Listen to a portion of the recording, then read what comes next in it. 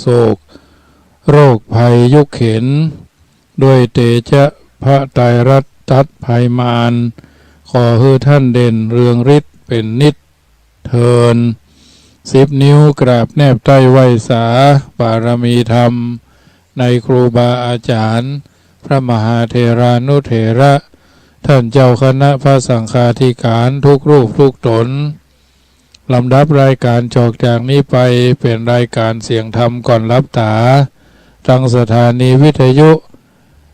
เพื่อการศึกษาพระพุทธศาสนาและวัฒนธรรม FM ความถี่ 104.50 เมกะเฮิรตซ์ส่งสัญญาณจากวัดชังกำตำบลมะกอกอำเภอป่าซางจังหวัดลำพูนสู่สถานีแม่คือสถานีวิทยุวัดฝ่ายหินตำบลสุเทพอำเภอเมืองเชียงใหม่ FM 104.50 เป็นประจำเมื่อค่ำยามคืนของวันเสาร์และวันอาทิตย์20:00 ถึง 20:25 โดยประมาณ รายการนี้นำเสนอโดยอาตมาภาพพระมหาประสิทธิ์ธรรมาภินันโทเจ้าอาวาสวัดจังกำประธานเผยแผ่ธรรมเพื่อพระพุทธศาสนาในนามของคณะสงฆ์หน่วยอบรมประชาชนประจำตำบลมะกอกได้รับเมตตาธรรมจากท่านพระครูสมุวิสุวัฒน์วรคิโจท่านผู้อำนวยการสถานีแห่งนี้สาธุชนคนดีทั้งหลายที่มีโอกาสเปิดเครื่องรับฟังจากคืนนี้ว่าจะเป็นอำเภอแม่ริมแม่แตงหางดงสันปะตองจอมตองดอยสะเก็ดหรือสถานีตังเวียงป่าเป้าตลอดจนสถานีตังจังหวัดลำพูนที่เป็นเครือข่ายทุกที่อาจจะฟังพอตังเฟซบุ๊กไลฟ์สดนะซึ่งเป็นรายการตังเสียงทุกๆโอกาสทุกจังหวะเวลาท่านทั้งหลายที่ตั้งใจฟังก็ขออนุโมทนาในบุญในกุศลที่ท่านทั้งหลายตั้งจิตอันเป็นกุศลพร้อมจะฟังน้ำฟังธรรมกันไปน้ำธรรมคำสอนในทางพระพุทธศาสนาถือว่าเป็นส่วนหนึ่งที่จะได้ช่วยกันส่งเสริมสนับสนุนนำไปเป็นข้อเตือนจิตสกิดใจอาจักบ่ได้ทารำผิดพลาดคาดเคลื่อนจากความเป็นจริงมีโอกาสเปิดเครื่องรับฟังก็เปิดเครื่องรับฟังกันไปวันจันทร์วันอังคารวันพฤหัสบดีวันเสาร์และก็วันอาทิตย์ตั้งขึ้น 104.50 จันทร์วันพฤหัสบดีก็ 19:30 ถึง 20:00 วันอังคารก็ 19:30 ถึง 24:00 โดยประมาณ22:00 โดยประมาณวันเสาร์วันอาทิตย์ก็20:00 ถึง 20:25 อันนี้เป็นรายการที่ได้รับการเมตตาจากทางสถานีท่านผู้อำนวยการเพิ่นเมตตาเวลาให้ธรรมภาพน้ำธรรมคำสอนในทางพระพุทธศาสนาเป็นสัจธรรมความจริงเป็นสิ่งที่บัดตายเป็นสิ่งที่เฮาท่านทั้งหลายจำเป็นจะต้องน้อมนำไปคิดพิจารณาให้ถูกต้องท่องแท้เดือนญาติโยมสาธุชนท่านผู้ฟังทั้งหลายเดือน12เป็นเดือนที่เฮาท่านทั้งหลายรู้กันดีว่าเป็นเดือนแห่งการทำบุญอุทิศเป็นเดือนแห่งกตัญญูที่เฮาท่านทั้งหลายทราบกันดีบุญกุศลจากเดือนนี้ถือว่าเป็นสิ่งที่เฮาท่านทั้งหลายอาจจะได้ปากันบัลละเสียยังฮีดบริรีเสียยังอริยธรรมนองของประเพณีนึกถึงคุณูปการะในพ่อในแม่ในพี่ในน้องในเพื่อนพ้องสหายสัมพันธ์กัลยาณมิตรสัมพันธ์กัลยาณชนผู้ที่มีพระคุณก่อตัวก่อตนเฮาท่านทั้งหลายเพราะฉะนั้นถือว่าทุกคนทุกท่านส่วนมากก็จะทำบุญตาลสลากตาลสังนะหรือตาลเครื่องใจไม้สอยสิ่งละอันพละน้อยที่เฮาท่านทั้งหลายได้ฮู้กันแล้วว่าสมควรอย่างใดเหมาะสมอย่างใดเปิงกวนอย่างใดเพราะฉะนั้นในค่ำคืนนี้ก็จะได้อู้เรื่องของบุญบุญญนิธิบุญญนิธิหรือบุญญนิธิคาถา พรรณนาเรื่องขุมทรัพย์แห่งบุญเพื่อเป็นเครื่องประคับประคองฉลองศรัทธาญาติโยมที่ทำบุญกันตลอดเดือน12หรือด้วยดีตลอดมาและด้วยดีตลอดไปการเพิ่มพูนบุญญราศีในส่วนแห่ง การฟังน้ำฟังธรรมที่ญาติโยมสาธุชนต่างก็มีจิตปรารถนาส่วนมากก็จะเป็นวันพระโครงการธรรมสัญจรเนาะเพราะฉะนั้นถือว่าทุกคนทุกท่านมีโอกาสได้สร้างสิ่งที่ดีที่งามมีบาลีกล่าวเอาไว้ว่าอาสาธารณมัญเยสังอโจระหารโนนิธิกะยิราถะทีโรปุญญานิโยนิธิอนุคามิโกซึ่งถือว่าอาการที่เขาท่านทั้งหลายได้มากระทำบำเพ็ญสร้างบุญสร้างกุศลทำให้เกิดความสว่างไสวในการดำเนินชีวิตเกิดทำให้เกิดความผ่องแผ้วบริสุทธิ์ฟุดผ่องในใจอาการเช่นนี้เรียกว่าอาการผู้มีบุญการที่เขาท่านทั้งหลายได้มีโอกาสสร้างสิ่งที่ดีที่งามเพราะเขาท่านทั้งหลายมาทำคิด3ประการให้บริบูรณ์ไปทำกิจกรรมให้3อย่างให้บริบูรณ์ว่าจะเป็นกฐินผ้าป่าเทศกาลงานสลากตาลสังตลอดจนอื่นๆที่นอกจาก 3-4 การประการนี้การที่ได้มาเพิ่มบุญก็คือก่อนที่จะกล่าวถึงเรื่องว่าเพิ่มเติมบุญอย่างพ่องเพราะฉะนั้นเติมสักเล็กน้อยคำว่าเติมนั้นแปลว่าทำให้เต็มเหมือนเฮาท่านทั้งหลายวิ่งนั่งรถจากบ้านไปวัดนั้นวัดนี้เนาะ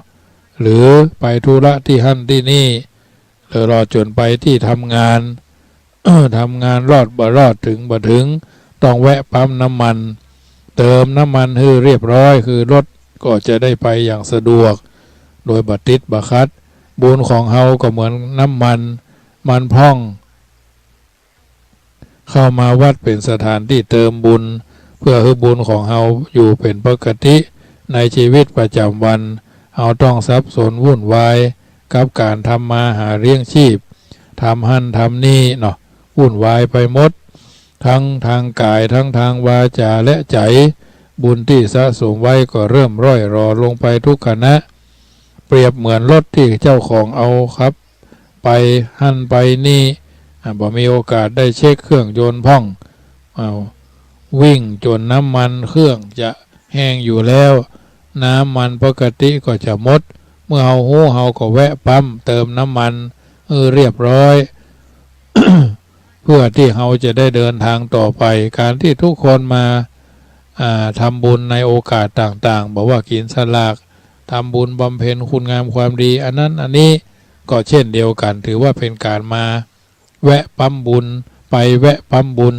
เติมบุญกันที่วัดใกล้บ้านสำนักสงฆ์ที่พักสงฆ์หรืออาจจะไปทำบุญทอดกฐินทอดพระป่าเนาะวัดทันวัดนี้โดยการสมาทานรักษาศีลว่าจะเป็นศีล5ศีล8เบญจศีลก็ดีคือศีล5ตรวจสอบดูจิตใจของเฮาว่าศีลที่เฮาเคยสมาทานรับไปนั้นประจำวันพระวันสำคัญกิจกรรมสำคัญยังอยู่ครบก่ออย่างน้อยๆประวัติศึกษาเรื่องไตรสิกขาศีลสมาธิปัญญานั่นแหละ ยังรู้ว่าศีลครบหรือไม่ส่วนไหนขาดส่วนไหนพ่องก็จัดเต็มให้เต็มบริบูรณ์ทั้งทานทั้งศีลทั้งภาวนาไผยังบ่ได้ติดบ่ได้ทำบุญสุนทรทานมาติดต่อเหียทำเหียให้มันเต็มจะได้ทำทานให้บริบูรณ์ไผที่ขาดศีลพ่องศีลพ้อยก็ตั้งใจรักษาศีลให้บริบูรณ์ให้สมบูรณ์ภัยที่ยังขาดสมาธิมีสติสัมปชัญญะในการฟังเทศน์ฟังธรรมฟังธรรมบรรยายฟังฟังการสาธยายธรรมะทางวิทยุแต่ละรายการก็ปรับจิตปรับใจทำใจให้ผ่องแผ้วผ่องพุทธรุดภาชนะรองรับไว้สำหรับฟังน้ำฟังธรรมประการที่2มาเพิ่มบุญ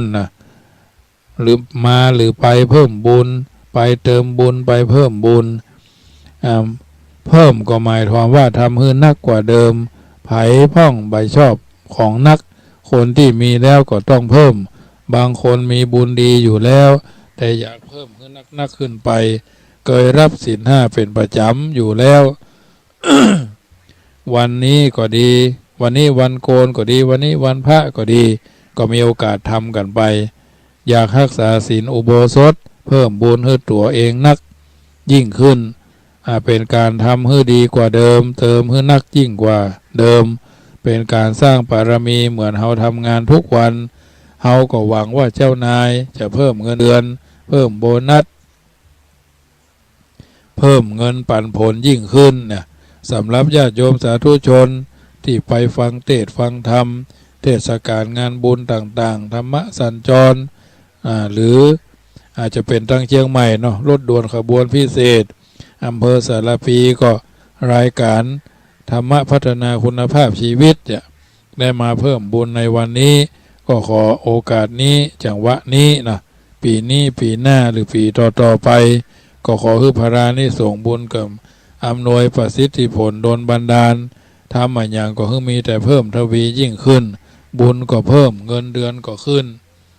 อันเนี้ยยกเว้นแต่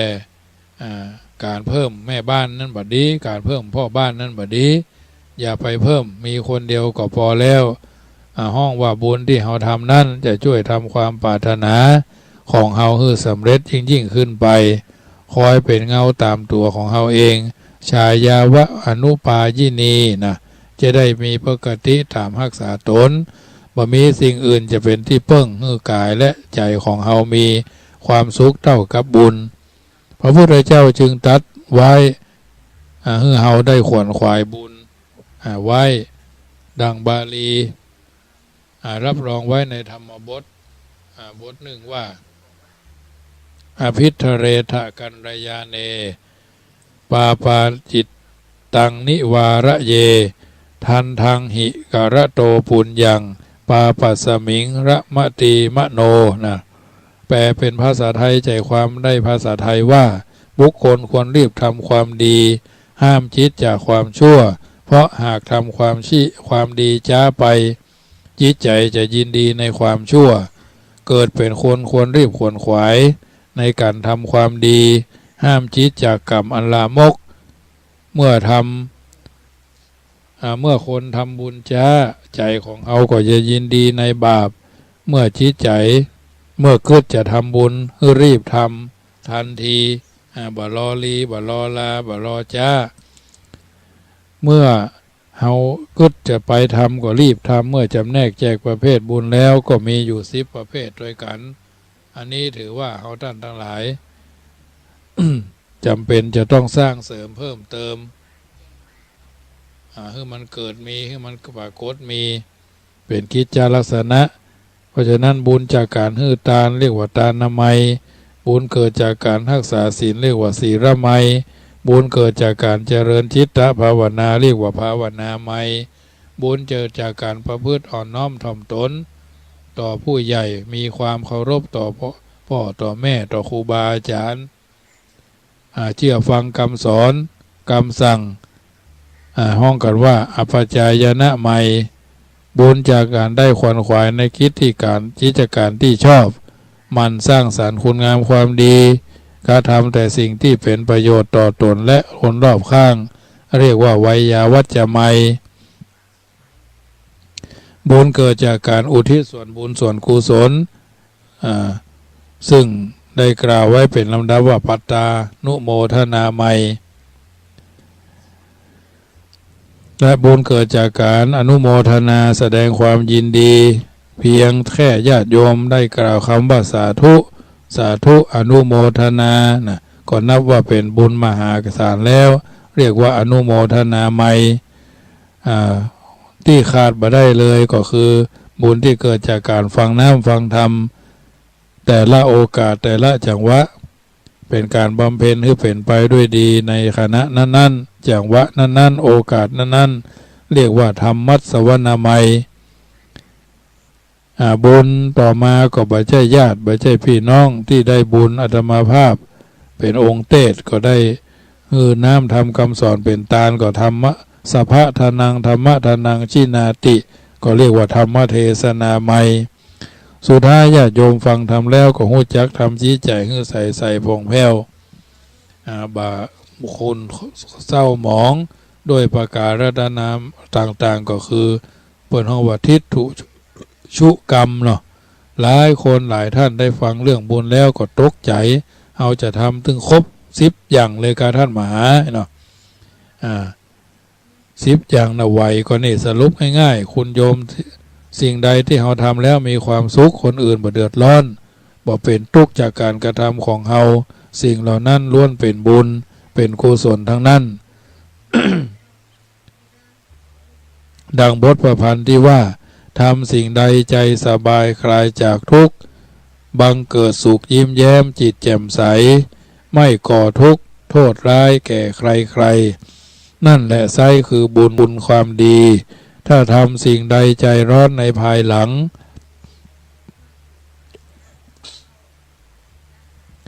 บางครั้งหลังน้ำตาพาโศกเศร้าประสบทุกข์โทษร้ายภัยไม่เบาจงรู้เท่านั้นคือโทษความไม่ดีสิ่งไหนดีก็ให้รีบขวนขวายลงมือทำอย่ามัวแต่รออย่ามัวแต่รอและก็รอแต่ถ้าสิ่งไหนบดีก็รีบลดรีบละรีบเลิกลดละเลิกเร็วพันเหมือนกัน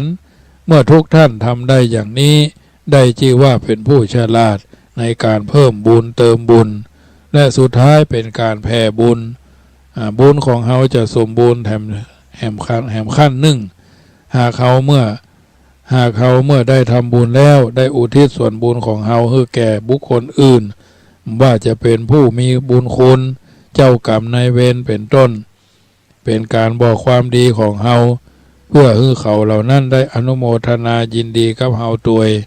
นี้เป็น3ภารกิจหลักที่เขาท่านทั้งหลายจะต้องทำให้ดีทำให้มีทำให้ปรากฏบุญนี้เป็นเรื่องสำคัญอย่างยิ่งว่าจะเป็นการพบนี้พบหน้าบุญล้วนมีส่วนสำคัญกับชีวิต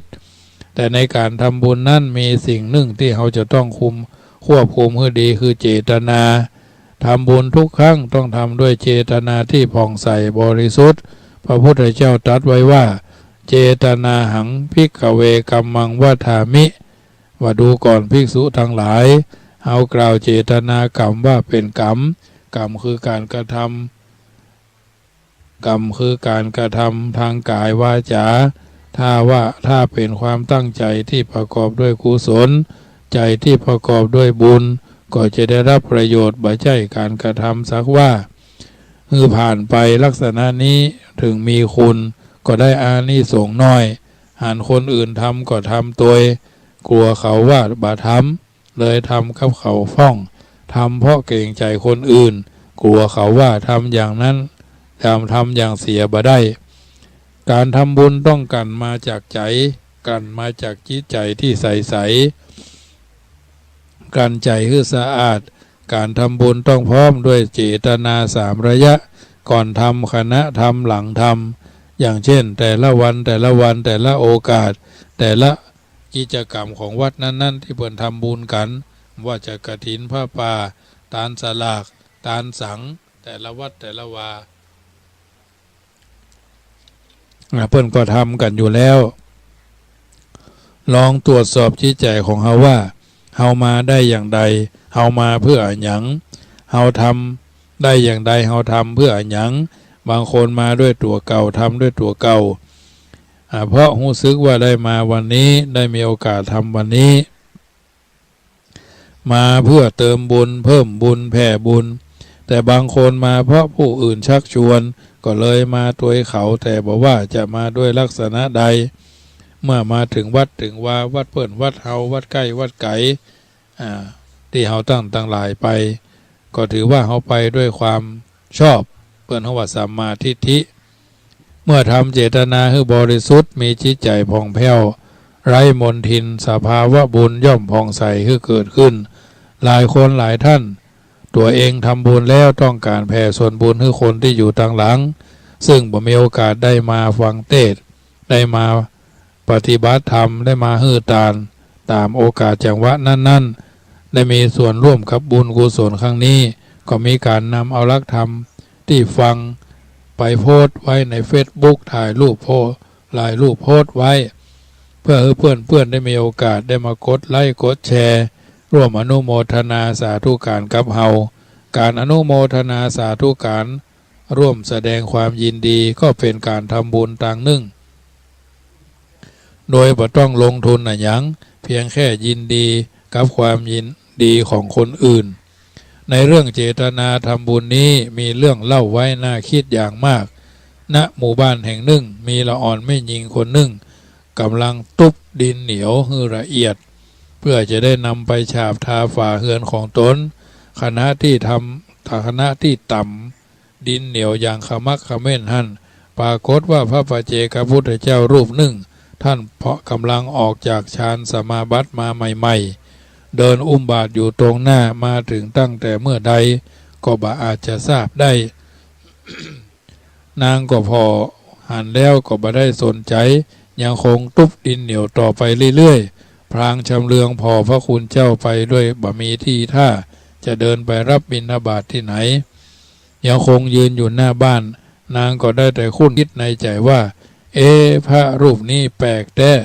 มายืนพอเฮาตุบดินเหนียวอยู่ได้บ่ยอมไปนี้ที่ไหนสักเตื้อยิ่งหันพระปัจเจกพุทธเจ้ายืนสงบนิ่งเหมือนรูปปั้นตามวัดของคนจีนยิ่งเกิดความรู้สึกคัดใจอย่างยิ่งตุบดินเหนียวไปบ่นพระไปด้วยความรำคาญสร้างเป็นเพราะว่าความรำคาญฟุ้งซ่านจิตใจก็เลยนำดินเหนียวที่ตุบละเอียดดีแล้วใส่ในบาตรท่าพางก็ทำหน้านิ้วคิ้วขมวดว่าออกไปว่าโอ้ยืนอยู่ได้ไปไหนก็บ่ไปมีอย่างใส่บาตรพระคุณท่านเอ๋ยนอกจากดินเหนียวนี้แหละพระปัจเจกพุทธเจ้าเมื่อได้ดินเหนียวแล้วท่านก็คือปอนแก่นางท่านก็คือปอนแก่นางก็เลยว่าเนี่ยจะได้ดีนำดินเหนียวไปฉาบทาอุดช่องโหว่ที่ฝากุฏิเพื่อกันลมกันฝนดังเดิมส่วนนางเมื่อรับหลังพระปัจเจกพุทธเจ้าทำบุญไปแล้วก็บ่ได้มีความสบายใจอันอย่างเลยมีแต่ความงุดหงิดรำคาญใจมีแต่ความมืดมนในการต่อมาเมื่อนางสิ้นชีวิตแล้วไปเกิดในตระกูลตุกยากแถมรูปร่างหน้าตาขี้ริ้วขี้เลห้องกันว่าดูกันบ่ได้เลยบอกว่าจะเป็นตาก็เล่ปากก็เบี้ยวหูดังก็แหว่งขาก็รีบฟันก็เยินเขี้ยวซุนเนาะด้วยเหตุนี้จึงถูกขนานนามว่านางปัญจปาหรือนางปัญจปาปีแม่หญิงผู้มีความขี้เร่5 ประการน่ะปากตาเล่ปากเบี้ยวหูดังแหว่งขารีบฟันซุนถึงจะขี้เร็วอย่างเนี้ยแต่อย่างใดจะได้เผลอไปถูกเนื้อต้องตัวนางเข้าเป็นอันขาดเพราะนางคนนี้มีผิวละเอียดละเมียดละไมยิ่งกว่าทาไลป้อน10 กระปุกนะแถมยังมีสัมผัสอันเป็นทิพย์ถ้าพอใจคนใดได้สัมผัสเรือนร่างของนางจะหู้สึกซาบซ่านสะท้านไปทั่วซวงกินบ่ได้นอนบ่หลับเลยทีเดียวและวันหนึ่งขณะที่กำลังเป็นสาวน้อยวัย15 ยก16ย่อนบางนางกำลังปิดตาเล่นซ่อนหากับเพื่อนบังเอิญพระราชาพระองค์หนึ่งลงป่าพัดออกจากกองทัพคณะล่าสัตว์เสด็จผ่านมาเพื่อขอข้าวขอน้ำเป็นอาหารเพื่อประทังชีวิตเพื่อหาหนทางเสด็จกลับพระราชวังเดิมพระองค์เสด็จมาถึงหมู่บ้านก็หันบรรดาสาวน้อยพากันเล่นซ่อนหาอยู่แต่มีแม่หญิงคนหนึ่งดูสภาพบ่ได้เป็นคนปิดตาเพื่อหาเพื่อนคนอื่นด้วยเทพจัดสรรบุญจัดส่งได้พระองค์นึกอยากแกล้งละอ่อนสาวจึงไปยืนขวางทางเดินของนางขณะที่นางปัญจปารู้สึกว่ามีคนยืนอยู่ตรงหน้าจึงรีบคว้าข้อมือที่อยู่ตรงหน้าพางร้องว่าจับได้แล้วไอ้น่ะว่าพางก็รีบเปิดตาดูแต่พอหันว่าเป็นชายหนุ่มรูปใหญ่รูปร่างแปลก แปลกหน้าแปลกตาหน้าเกรงขามก็ตกใจกลัววิ่งหนีกลับบ้านตนทันทีฝ่ายพระราชาหลังจากถูกจับต้องนางที่มือหรือผ้ากรของตนเองแล้วกลับรู้สึกซาบซ่านสะท้านไปทั่วสัพพร่างกายทรงประหลาดพระไทยตนเองเป็นอย่างมากไม่ยิงคนนี้ช่างมีสัมผัสทิพย์ทำให้เกิดความหลงไหลอันยังได้ป่านนั้นขนาดว่านางสนมในราชวังมีความงดงามเป็นนางฟ้าเป็นร้อยนางพันนางยังบ่ฮื้อความรู้สึกว่าวิวแก่เฮาได้ขณะนี้เลยจึงได้ไปถามบรรดาละอ่อนหญิงที่เล่นกันอยู่ว่านางเป็นไผบ้านอยู่ตั้งใดเมื่อทรงทราบก็เสด็จไปบ้านนางปาขอนางกับพ่อกับแม่ทันทีส่วนพ่อแม่ของนางนั้นบอกคิดว่าลูกสาวตาขี้ริ้วขี้เลของตนจะเป็นที่สนใจของชายหนุ่มคนใดมาก่อนแต่รัศมีบางอย่างทำให้ทราบว่าหนุ่มใหญ่ผู้นี้ลักษณะองค์อาจสมชายที่มีความจริงใจกับลูกสาวของตนจริงๆจึงตกปากรับคำยกคือนางดังง่ายได้ตั้งแต่นั้นมาพระองค์ก็อยู่กินกับนางเหมือนคู่สามีภรรยาทั่วไปแต่จะหายไปตอนใกล้แจ้งกลางคืนก็พลิกมาหาตลอดเวลาโดยอ้างว่าต้องออกไปทำงานแต่เมื่อเวลาผ่านไปราชกิจเพิ่มมากขึ้นทำให้พระองค์บ่สามารถเรียกราชกิจไปหานางได้จึงได้แต่นอนเหงาเปล่าเปลี่ยวอุลากึดถึงอ้อมกอดอันอ่อนนุ่มสัมผัสทิพย์นุ่มนวลละมุนละไมของนางอยู่ในห้องบรรทมของพระองค์แม้จะมีนางสนมหน้าตาสวยสดงดงามระดับนางจักรวาลก็บ่เป็นที่โปรดพระราชาฤทัยแต่เกิดหาหนทางเพื่อจะนำนางเข้ามาราชวังให้ได้คันจะปากนำทางเข้ามาเองก็เกรงว่าเหล่าเสนาอมาตย์จะคัดค้านรูปร่างอัปลักษณ์พิษหญิงขนาดนั้นถ้านำมาเป็นอัครมเหสีไผหูเขาก็ไข้หัวเยาะเย้ยหยันทั่วท้องพระโรงเป็นแน่พยายามที่จะตัดใจจากนางแต่ยิ่งพยายามลืมนางเท่าใดกลับนึกถึงแต่รสอันสัมผัสของนางความฮักเหมือนโรคาสะเนหาเหมือนยาพิษสุดจะฮักห้ามพระทัยของตนได้พระองค์ก็ได้ลักลอบออกไปหานางแถมครั้งพร้อมกับพระราชทานปิ่นมณีให้นางพร้อมกับคำแท้ว่ารักษาไว้ให้ดีปิ่นมณีนี้จะเป็นตัวแทนของตนเจ้ามาก็หายไปเหมือนเดิมกระทั่งตอนกลางวันก็มีทหารจากพระราชวังมาค้นหาสิ่งของอันมีค่าจากบ้านนางโดยอ้างว่าโจรขโมยมาเพื่อให้ทหารหันปิ่นก็จำได้จึงจับนางพร้อมพ่อแม่ไปชำระความดำเนินคดีว่านางจะอ้างอย่างใดทหารก็นำตัวนางพร้อมพ่อแม่ไปพิจารณาโทษ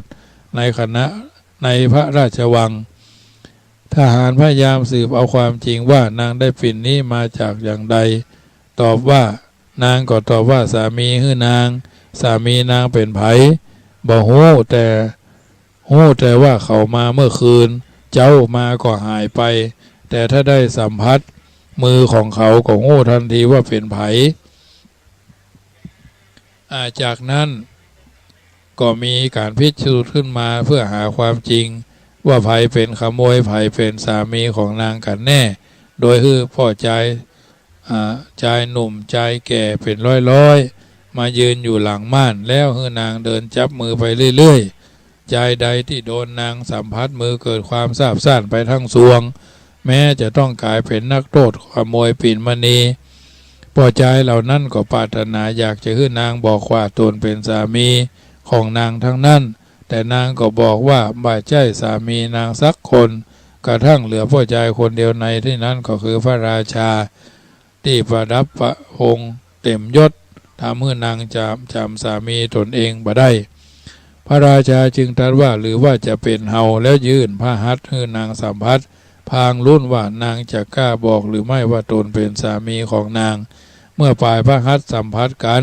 นางก็ร้องด้วยความดีใจว่าใช่แล้วท่านใช่แล้วท่านใช่แล้วคนนี้แหละสามีของฉันแต่พอเปิด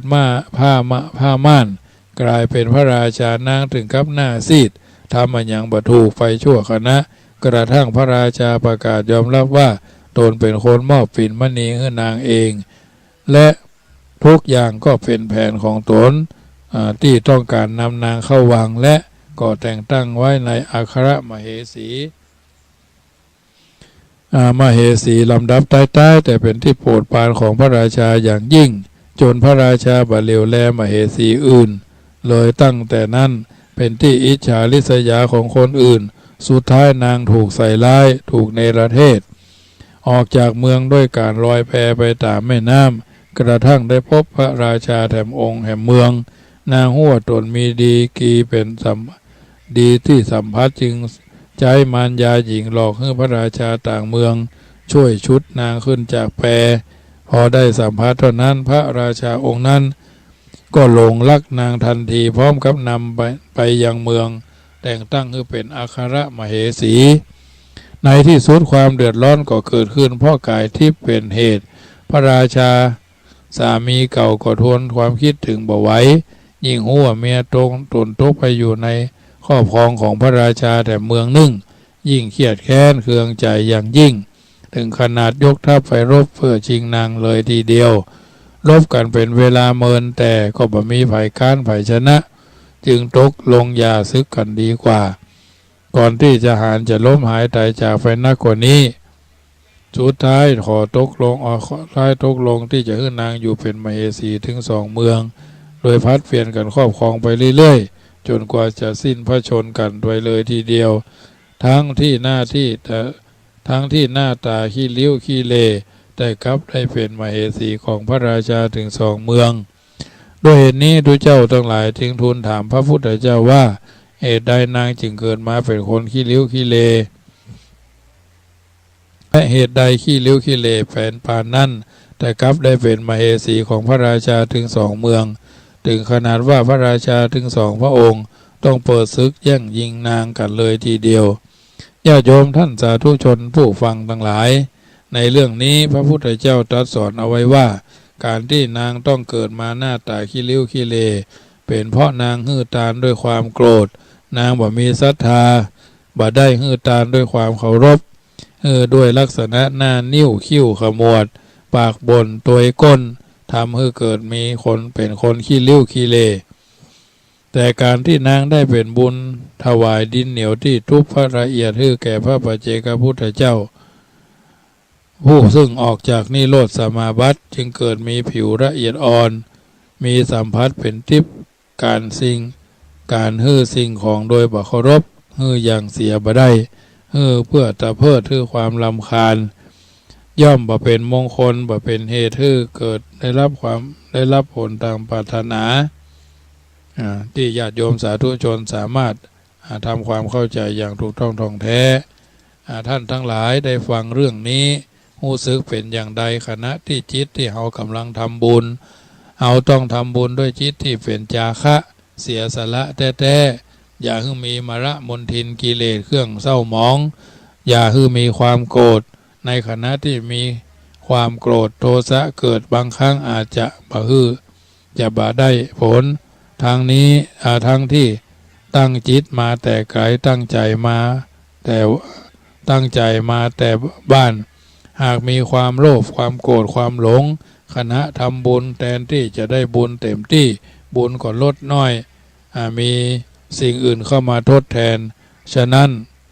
ญาติโยมสาธุชนท่านผู้ฟังทั้งหลายได้มีโอกาสฟังเรื่องนี้แล้วก็นำไปคิดให้ยาวสาวให้กว้างเพิ่มพูนบุญญาราศีในโอกาสที่ทุกท่านได้เติมบุญได้เพิ่มบุญและแผ่บุญในวันสำคัญในเดือน12เพ็งนี่แหละตั้งแต่เดือน12ออก1 ค่ำถึงเดือน12ดับพอได้ญาติโยมปากันตานทำบุญเพิ่มเติมบุญเพิ่มบุญแผ่บุญบางทีบางครั้งวันศีลวันพระก็จะไปลืมว่าไปวัดไปวาไปกินไปทานวัดเฮาก็ควรจะไปวัดใกล้ก็ควรจะไปวัดไกลก็ควรจะไปวัดนั่นพ่อแม่บรรพบุรุษสังฆญาติญาติเชื้อเฮาทำกันมาเมินเฮาอาจจะบ่ถูกใจพระเจ้าพระสงฆ์เฮาอาจจะบ่ถูกใจด้วยคณะกรรมการเฮาอาจจะบ่ถูกใจคนนั้นคนนี้ แต่เขาเอาความถูกต้องเป็นที่ตั้งเขาอาจจะผิดไปเพี้ยนไปจะไปเอาเขาว่าจะไปเอาเพื่อนว่าสิ่งเหล่านี้มันเป็นเรื่องที่อยู่ไกลเกินวิสัยที่เขาสามารถที่จะปรับได้จูนได้เนาะให้นั่นตั้งใจความโลภความโกรธความหลงคณะทำบุญแทนที่จะได้บุญก็ไปได้บาปเพราะฉะนั้นแทนที่จะได้บุญเต็มที่บุญก็ลดน้อยอย่างเข้าทำนองว่าพระเจ้าวัดตัวบ่ไหวไปไหวพระเจ้าวัดอื่นก็มีฮื้อหันมีฮื้อหู้นะบางทีอาจจะบ่ถูกใจเจ้าอาวาสที่เพิ่นอยู่วัดเพราะเจ้าอาวาสที่อยู่หั่นอาจจะปากบ่ม่วนบ่ม่วนบ่มีหางเสียงบ่มีเจาะแจ๊ะก็เลยทำให้บ่ถูกใจเจ้าอาวาสเอาใจบ่เก่งเนี่ยก็เลยชอบอ่อนชอบหวานชอบเป็นน้ำตาลน้ำอ้อยเพราะน้ำตาลน้ำอ้อยนี่อันตรายโรคเบาหวานก็จะถามหาเพราะฉะนั้นถือว่าอย่างใดเจ้าอาวาสจะเป็นคนบ้านเฮากะบ่เป็นคนบ้านเฮากะเฮาก็บ่ต้องไปคิดเฮาทำบุญเพื่อจะได้บุญบางคนนี่ถือหั่นถือนี่บางคนก็เคยเป็นอดีตกรรมการวัดบ่ถูกเจ้าอาวาสเพิ่นตั้งใหม่ก็บ่ถูกใจละเป็นอย่างอันอย่างอีบางทีพี่น้องก็ทำบุญดันไปเป็นศรัทธาวัดกอไปทำบุญวัดขอเป็นศรัทธาวัดขอไปทำบุญวัดคอซึ่งมันบ่ใช่ญาติโยมสาธุชนที่จริงทำไหนก็ทำได้แต่ว่าเฮาอยู่ในสังคมไหนบ้านเฮาอยู่บ้านน่ะหยังในหมู่บ้านเพิ่นไปวัดไหนกันเฮาบ่ไปวัดเฮาบ้านเกิดเมืองนอนเฮาเพราะหยังพ่อแม่เฮาเพิ่นเคยมาตรงนี้แม้กระทั่งมาเป็นไผ่เป็นเขยก็เหมือนกันก็ควรจะเข้าวัดเข้าวาเข้าวัดสันดานวัดศรัทธาของเฮานี่แหละว่าเฮามีความมั่นคงดำรงมั่นแค่ไหนบางทีบางครั้งเฮาจะไปเอาอันนั้นมาเป็นตัวตั้งบางคนก็ไปลู่เสาวิหารกันพ่องบ่ได้อยู่บ่ได้นั่งตรงนั้นหรือเจ้าอาวาสอาจจะว่าตรงนั้นตรงนี้คือพ่องเนี่ยเขาจะไปคิดอันอย่างมากมายทำมาแล้วบางทีถามว่าโยมบอกไปวัดกะทำมาเมินละทำมาตลอดเนี่ยมันก็มดมันก็ล่อยหล่อญาติโยมเฮายังอิดเฮายังหิวเฮายังซึกหล่อในการที่ทำงานเหงื่อออกกะอันยังกายเฮาต้องคิดถึงตัวนี้เพราะฉะนั้นสิ่งต่างๆเหล่านี้เขาจะไปเอามาตรฐานแห่งจิตใจเฮาเป็นที่ตั้งเขาต้องเอาความถูกต้องเป็นที่ตั้งวัดบรรพบุรุษสกุลมูลเชื้อสกุลมูลชาติเพิ่นทำมาทุกยุคทุกสมัยเอาก็ทำกันไปเอาบ่ชอบใจเจ้าอาวาสหรือบ่ชอบใจเอาอาวาสมาตานคั่วเข้าวัดอาตมาก็มีเหมือนกันมาตานคั่วเข้าบ่ชอบใจเฮาบ่ถูกเขาก็ไปตานกับลูกวัดก็ได้บ่ว่ากันจะตานไผตนใดตนหนึ่งก็ตานได้เหมือนกันตามเจตนาของญาติโยมที่จะทำบุญหยาดน้ำกินตาลหลวงลายจะได้สบายเกิดสุขภายหน้าอันนี้เป็นดุลพินิจสิทธิของญาติโยมทำสังฆทานมาผมจะถวายสังฆทานเน้นพระเขาว่าเจ้าวาดบ่เจ้าเอาเจ้าวาดเอาท่านนั่นแหละอีกก็ได้มันบาปพิษเราญาติโยมแต่ถามว่าบางสิ่งบางอย่างเราต้องเอาความถูกต้องเป็นที่ตั้งเพราะฉะนั้นจะไปลืมในการทำคุณงามความดีบุญนี้มีความสำคัญกับชีวิตคนเราอย่างใดว่าจะเป็นยามอยู่หรือยามตัวยามจากกันไปชีวิตจะสูงหรือจะต่ำบุญล้วนมีส่วนเกี่ยวข้องกันทั้งนั้นดังแม่หญิงอย่างหญิงคนหนึ่งที่เป็นข่าวแรกเธอบ่เชื่อเรื่องบุญเรื่องกุศลมากมายบ่หันว่าบุญจะได้ผลอย่างนักกระทั่งวันหนึ่งเพื่อนได้ล้มหายตายจากก็ดีได้สัมผัสตรงนั้นก็ดีนึกถึงบุญถึงกุศลที่ได้ทำกันอยู่แล้วก็จะได้เป็นบรรทัดฐานในการดำเนินชีวิตตนตัวเฮาท่านทั้งหลายเป็นลำดับไปเพราะฉะนั้นศรัทธาสาธุชนได้ยินได้ฟังแล้วเป็นจะได้พ่องน้ำทำคำสอนในเรื่องของบุญเพิ่มบุญให้ญาติโยมได้ฟังแล้วก็จะได้ค่อยจะถึงแปลงจะถึงอยู่จุดไหนมองใดลองโทรเช็คเข้ามาว่าอยู่จุดไหนของสถานีวิทยุคลื่น 104.50 วัดฝ่ายหินอาจจะได้ทักทายกันมาได้ที่ 086 187 5325 086 187 5325 โทรเข้ามาได้เนอะอยู่จุดไหนมองใดเจียงใหม่กันละปูนกันเนาะ คืนนี้ถึงไหนน้ำธรรมคำสอนก็ถึงหั่นหรือบ่ได้อยู่บ้านไปร่วมกิจการงานตั้งเมืองฝางก็หันมีการตั้งศพบำเพ็ญกุศลของท่านอาจารย์ที่สอนกรรมฐานวัดพระพุทธบาทอุดมเนาะเพื่อนก็จะได้ประชุมเพลิงกันในวันที่10นี่ก็เท่าที่โหเนาะเจริญพรแม่เรนูฟังอยู่เนาะฮะไปวัดหมูบุญนะไปวัดหมูบุญกะอ๋อที่เขาแล้วไปยังไงรถก็มีรับส่งโอ้บริท่านอาจารย์วัดท่านอาจารย์วัดกมลทัชยารามมหาอวรวัดกมลทัชยารามไปอยู่ด้วยนู่นนะไม่วัดบ่อเหี้ยวม่อนพญานาคที่แม่ไม่ใช่วัดหรอกมันเป็นที่ปฏิบัติธรรมแต่ท่านอาจารย์อวรอยู่ตรงนั้นเนาะอาจารย์วรอยู่นั่นน่ะอยู่วัดบรรเทาด้วยอยู่2ที่ถ้าวันพระมาอยู่วัดนี้แต่วันธรรมดาจะอยู่ม่อนเพื่อกำลังสร้างอะไรเยอะแยะเลยอ๋อไปคนเห็นคุณเกียงคำลุงไพโรจน์ออกเฟซอยู่เนี่ยไปกันเจอกันเยอะไปกันเยอะหมดแล้วทางบ้านนั่นก็เยอะม่วนดีเจ้าวันที่15เจอกันเนาะเจ้าเจริญพรค่ะแม่เรนูก้อนแก้วเนาะอยู่ในเชียงใหม่นี่ประกอบมาอันโทรศัพท์ทักทายกันเรื่อยๆเพิ่นไปปฏิบัติธรรมที่วัดม่อนพญานาคที่อำเภอแม่ออนเนาะเขตอำเภอแม่ออนสันกำแพงก็ถือว่าเป็นสถานที่สัปปายะร่มรื่นด้วยแปลกไม้ป่าเนาะอาตมาภาพเองก็ได้ซื้อที่เชียงใหม่เนี่ยที่ลำพูนเนี่ยจะได้แปลงสถานที่ปฏิบัติธรรมเหมือนกันเจริญพรแม่ปราณีเดี๋ยวพรุ่งนี้จะอุ่นปัจจัยเพิ่มนะคะจ้าเจอตรงหนังสือแม่ยังคงจะเป็นพรุ่งนี้แม่จะเดี๋ยวพรุ่งนี้แม่จะอุ่นปัจจัยไปเพิ่มนะคะจ้าพอดีไปไหนไม่ได้หมาไม่กัดแล้วก็แต่ก็หายแล้วแหละแห้งแต่แห้งแล้วฉีดยาไป7 เข็มแล้วเป็นกำลังใจให้แม่เนอะจ้าแม่ปราณีอยู่สันทรายป่าไผ่สันทรายเพิ่นโดนหมาคบมันถึงว่านะถือว่าเป็น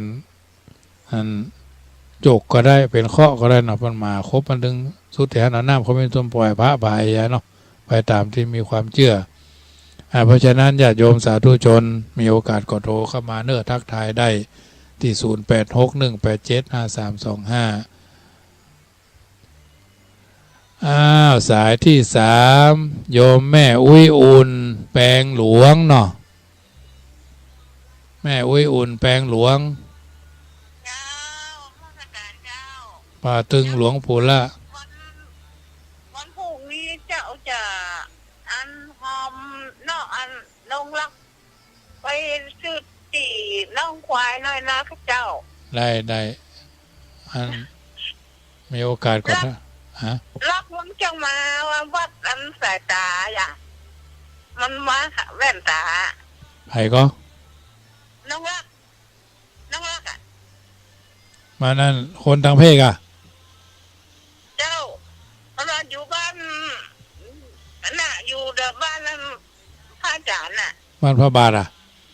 เจ้ามันพอดีมันมางานศพนี่เจ้าถามมันจะมันจะเจ้าแล้วพอดีวันผูกนี้เจ้าจะฝากหอมฝากไปเลยเจ้าไม่คือเราอ่อนลาไปได้ลูกหลานเขียนหน้าซองไงแม่เขียนหน้าซองไปเลยฝากหอมไปนะเจ้าตามเจตนาเจ้า2 วันเลยเจ้าขอให้เจ้าของพระอาจารย์อยู่ก็ อู้กันนานๆนะเจ้าฟังได้ตลอดเนาะเจ้าฟังได้เรื่อยๆเนาะเจ้าขอบคุณเจ้าโมทนาแม่อุ้ยอุ่นแปลงหลวงบ้านหลวงปู่ล่าบ้านป่าตึงหลวงปู่ล่าก็จะทำบุญครับบำรุงร่วมทำบุญที่ดินญาติโยมสาธุชนก็คือจะได้ค่อยใจถึงก็ช่วยกันไปคนละนิดคนละหน่อยตามที่เขามีความพร้อม7,000 ตารางเมตรละ200ช่วยกันไปไม่ใช่เร่งจะรีบแต่วันที่30ที่จะถึงนี้ต้องจ่ายให้เพิ่น1,400,000 บาทก็อาศัยญาติโยมช่วยกันนะอู้กันตรงๆก็ยิบยืมญาติโยมมาช่วยเนาะช่วยกันให้มันผ่านไปเป็นเพราะสิ้นปีก็จะได้ระดมพระป่า63กองเนาะกองละเท่าใดก็แล้วแต่เนาะจะได้ไปขอเมตตาญาติโยมตรงนั้นต้นตรงนี้ต้นคนละสายสายหนึ่งก็คือมันได้1,000 บาทขึ้นไปก็ดีแล้วญาติโยมเขาช่วยกัน10 คน20 คนก็ต้น1สาย1ก็ได้คนละเล็กคนละน้อยมันได้สบายเพราะวันที่1 มกราคม 63เนี่ยมันจะมีการทำบุญทอดพระป่าครั้งที่3หรือ31 ธันวามันค่ำแล้วก็คงจะทอดบัตรตันคงจะเป็นวันที่1เพราะวันที่1นี่สืบชะตาหลวงของวัดจังกำ30 ธันวานี่ตั้งธรรมหลวงอันนี้ก็ตั้งธรรมมหาจารย์ทุกปีปันพระคาถามากันนะอันนี้ก็ญาติโยมก็มีโอกาสก็มากินมาทานถ้าไผ่มี10 คนจะมานอนฟังเทศก็ได้จะมาฟังเทศเมื่อวันบ่จะว่ามานอนก็ได้มาจะมานอนก็ได้เนาะวันที่29เมื่อค่ำก็มานอนเนาะ30ฟังเทศ30ก็ปิกนอนอีกคืนนึงนะอยู่10 คนเนี่ยจะเอารถไปฮับก็ได้ญาติโยมว่าอยู่จุดไหนมงใดพี่น้องทางเชียงใหม่ก็มาได้ต้อง10 คนขึ้นไปนะมานอนคืน1 29เมื่อบ่าย3 โมงวันที่29เนาะแล้วก็4 โมงวันที่30ก็ส่งปิกละ30ก็ประมาณสัก2 ทุ่ม3 ทุ่มนี่ก็เสร็จละฟังเทศฟังธรรมพอเอาเทศไปตามลำดับ31นี่ญาติโยมก็คงจะไปไหนลำบากเพราะมันเป็นการส่งท้ายปีเก่าจะมีคนมาสวดมนต์ข้ามปีเนาะสวดมนต์ข้ามปีสร้างบารมีข้ามพศเนี่ยเขาก็ทำมากันว่า13-14 ปีแล้วญาติโยมส่วนวันที่1 มกราคมพวกจะตานเข้าใหม่กันอันนี้ถือว่าเป็นกิจกรรมที่จะได้ทำกันส่วนกฐินปีนี้ญาติโยมจะร่วมสมทบก็ได้เนอะ2,562 กองละ200 บาทอันนี้กฐินพอดีคณะสัทธาจากจังหวัดนนทบุรีกรุงเทพอยุธยาคุณโยมจำลองรัตน์นะเปิ่นเป็นต้นเป็นประธานในการจัดทอดพระกฐินปีนี้วันที่3 พฤศจิกายนเนอะวันนี้ทางวัดจังกำก็จะได้บูรณะกุฏิสงฆ์หลังนี้สร้างมาร่วม53 ปีญาติโยม53 ปีก็จะได้บูรณะมันเป็นกิจลักษณะเป็นสัดเป็นส่วนเพิ่มเป็นทางด้านพระเนนจำวัดอยู่ก็จะมันเป็น16 ห้องทางลุ่ม8ทางบน8นะเป็น2 ชั้นปรับเพิ่มมาเป็น2 ชั้นมูลค่าในการบูรณะครั้งนี้แต่ว่าศาลาเพื่อก็มาถามมาว่ามูลค่าประมาณ1,500,000 บาทก็พอดีสตางค์วัดก็จะมีสักเล็กสักน้อยเนาะก็ได้เพิ่มแถมตึกอะไรก็ต้องบางสิ่งบางอย่างก็ต้องลงมือทำเนาะแม้เป็นหนี้เพิ่นก็ยอมเป็นนะญาติโยมบ่มีหนี้ก็บ่มีหน้านั่นแหละเพราะฉะนั้นเรื่องต่างๆเขาทำให้มันอาตมามั่นใจอย่างเดียวก็คือทำความดีแล้วสิ่งดีต้องตัวมาภัยจะว่าจะมันเตอะว่าเงาก็จังเตอะว่าเสอะก็จังเขาเนาะศีลธรรมกรรมฐานของใจของเขาก็ต้องทำได้ทำไปกันเตอะทำไปตามที่เรามีความพร้อมญาติโยมก็เหมือนกันเดือน12 เพ็งก็จะไปลืมตาลขั้วเข้าหาพ่อหาแม่หาผัวหาเมียหากุลบุตรกุลธิดาหาครูบาอาจารย์เป็นเจ้าอาวาสก็ต้องทำบุญเป็นเจ้าบ้านก็ต้องสร้างกุศลสร้างบุญบารมีตัวเพราะฉะนั้นวัดจังกำก็เป็นวัดหนึ่งที่อาศัยศรัทธาญาติโยมบางคนบางท่านบ่เคยคิดจะทำบุญหาพ่อหาแม่หาพี่หาน้องก็เป็นเรื่องที่ลำบากใจอยู่ถ้าคนบ่เคยนี่นะ ไปวัดก็บ่เคยเปิ่นชวนไปวัดก็บ่ค่อยไปกันเปิ่นเคยไปกินชวนไปกินไปทานก็บ่ค่อยไปเพราะบ่เข้าใจในสิ่งเหล่านี้แม้กระทั่งไปวัดก็ไปบ่ถูกเอาอันยังไปพ้องจะเนี้ยจะใดน่ะอันนี้ก็แล้วแต่ความฟักใฝ่ใส่ใจตั้งใจเพื่อจะให้สิ่งเหล่านี้ทำตามหน้าที่ของพุทธศาสนิกชนบางคนเป็นอย่างอันแต่ญาติโยมบ่ค่อยไปวัดไปก็ไปบ่ถูกเนี่ยอันยังก็บ่ถูกแม้กระทั่งแต่งเนื้อแต่งตัวก็บ่ค่อยจะเรียบร้อยเท่าที่ควรก็มีไปวัดเอาไว้นี้เขาก็ควรจะแต่งตัวอย่างใดแต่งตัวให้มันมิดชิดเนาะบ่เอาไปโชว์บ่เอาไปอวดตรงนั้นตรงนี้ไผ่หู้ไผ่หันบางทีบางครั้งการก้มการเงยการกราบก็เป็นเรื่องที่สำคัญที่เราจะต้องมีจริยามารยาทเรียบร้อยตามภูมิปัญญาและก็ทำบำเพ็ญกันได้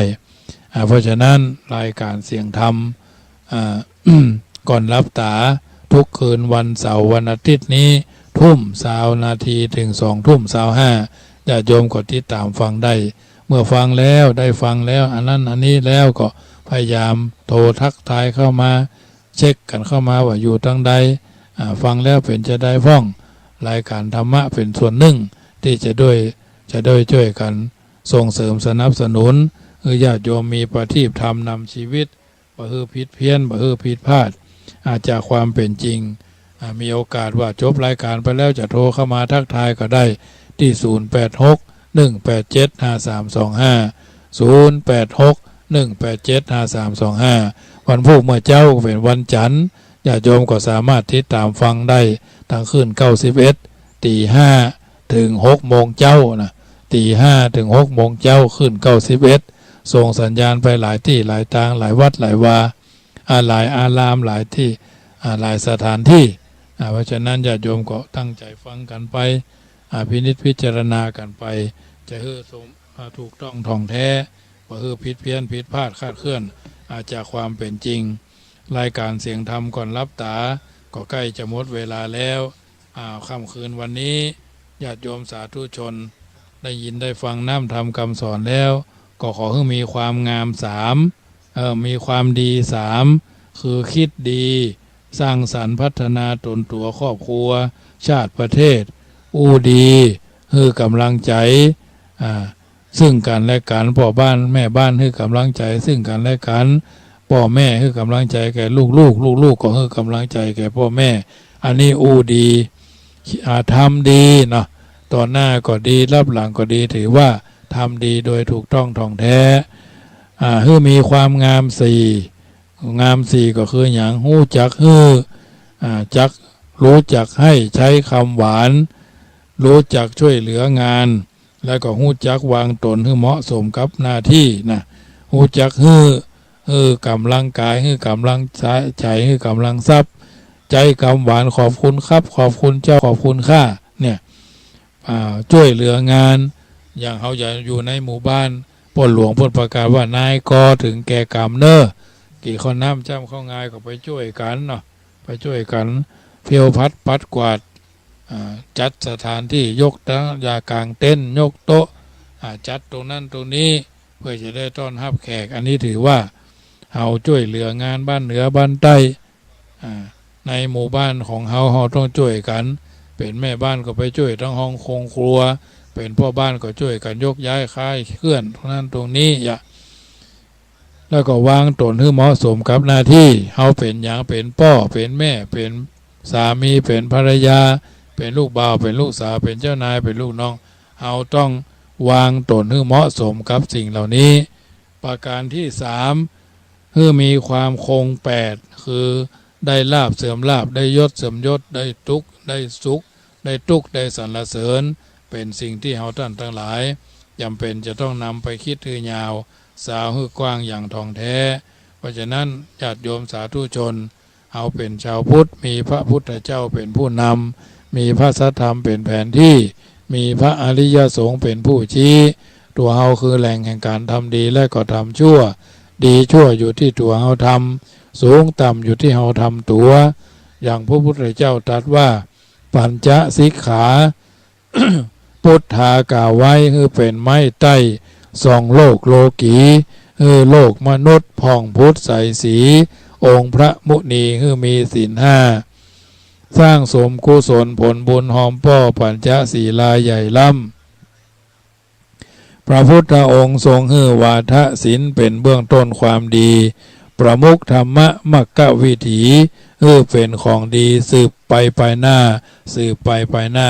ค่ำคืนวันนี้เป็นวันอาทิตย์ญาติโยมสาธุชนได้ยินได้ฟังมาน้ำธรรมคำสอนก็ขอมอบเป็นปฏิการะญาติโยมสาธุชนได้ฟังได้นำไปคิดถือยาวสาวกว้างแล้วพบผลทางแห่งความจริตสุจริตด้วยกายสุจริตวจีสุจริตมโนสุจริตกันทั่วหน้าจะรับจะนอนค่ำคืนนี้ไหวพระนพธรรมนึกถึงบุญกุศลที่กระทำบำเพ็ญกันมา